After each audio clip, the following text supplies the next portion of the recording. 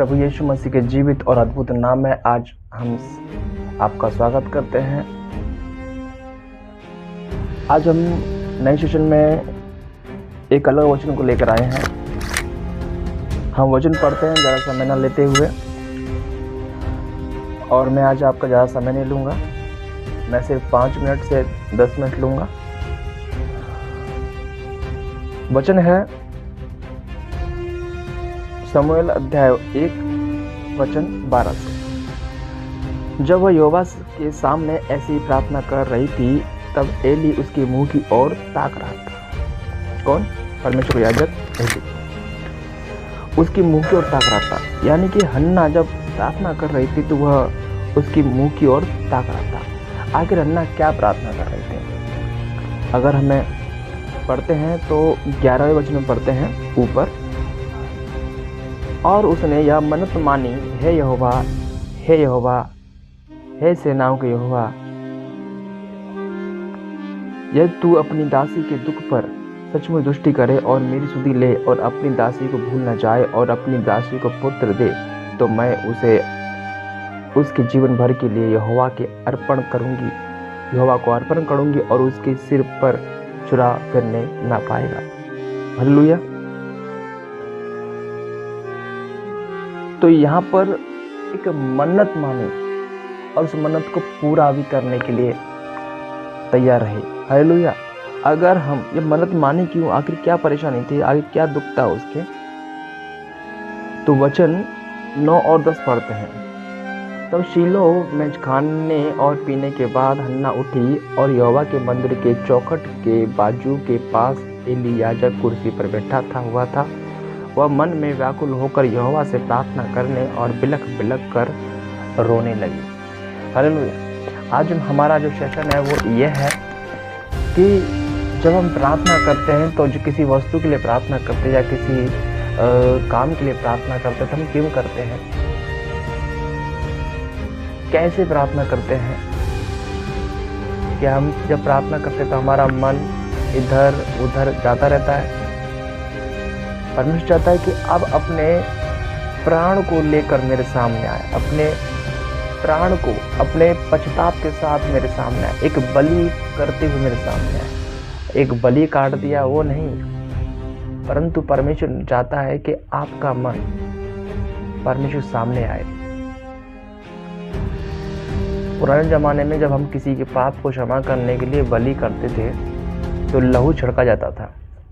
उसी प्रकार से जब हम प्रार्थना करते हैं तो एक बलि करते हैं। लेकिन हम प्रार्थना में अगर हमारा प्राण दूर है तो हम बलि नहीं करते।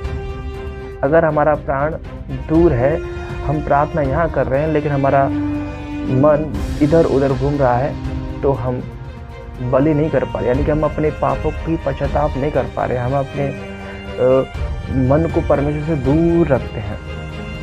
बहुत सारी चीज़ें रहती है जो हम अपने, मैं मन की बात क्यों कर रहा हूँ, क्योंकि मन जो है हमारे ब्लड के अंदर रहता है। और जब मन हमारे हमारे पिताजी के पास, हमारा मन, हमारा प्राण हमारे परमेश्वर के सामने जब रहेगा तो हम अपने ब्लड को लेकर साथ ले आते हैं। हम प्रभु यीशु मसीह के ब्लड को साथ लेकर आते हैं। और जब परमेश्वर को इस ब्लड दिखता है, परमेश्वर को ब्लड दिखता है, तब जाके वो हमारी प्रार्थना को कबूल करता है। क्योंकि यीशु मसीह ने अपना बलिदान क्रूस पर किया और उसने कहा जो कोई मुझ पर विश्वास करेगा वो अनंत जीवन तक ना मरेगा। तो परमेश्वर ने कहा है कि मैं तुम्हारे अंदर रहूँगा और तुम मेरे अंदर रहोगे। तो यीशु मसीह आज हमारे अंदर, हमारे प्राणों में है। और यीशु मसीह, जब हम प्रार्थना करते हैं, हम यीशु मसीह को लेकर प्रार्थना करें। हम यीशु मसीह के ब्लड को साथ लेकर, उसके मन को और अपने मन को साथ लेकर परमेश्वर के सामने आए, तब वो हमारी प्रार्थना को जरूर सुनेंगे। हालेलुया। वो अद्भुत और करुणा करने वाले परमेश्वर है। यह लिखा है कि वो बिलख कर रोने लगी। वो मन से व्याकुल थी, उसका कोई बच्चा नहीं था और वो परमेश्वर के सामने आकर रोने लगी। और वो कहती थी कि तू मुझे जो बच्चा देगा मैं उसको तेरे लिए अर्पण कर दूँगी, मैं तेरी सेवा के लिए अर्पण कर दूँगी, मैं तेरे कामों के लिए अर्पण कर दूँगी। अगर आप कोई वस्तु खरीदना चाहते हैं या आप कोई वस्तु की कमी है या कोई आपको बच्चे की कमी है तो आज वो सुन ले, परमेश्वर के सामने अपने मनों को साथ लेकर आए, बिलख बिलख कर रोए। परमेश्वर चाहता है कि आपके पाप क्षमा हो। अगर ये हन्ना कुछ सालों पहले अगर बिलख बिलख कर अगर आती तो शायद परमेश्वर पहले ही सुन चुका होता, लेकिन इसने ऐसा नहीं किया। इस चढ़ाए जाने से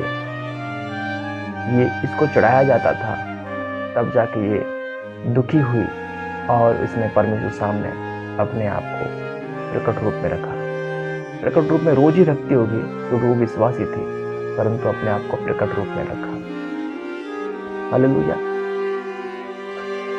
तो जो हन्ना थी उसने पुत्र जना और परमेश्वर को अर्पण भी किया।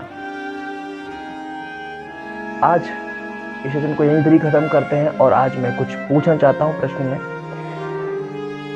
जो हन्ना ने पुत्र जना तो उसका नाम क्या था?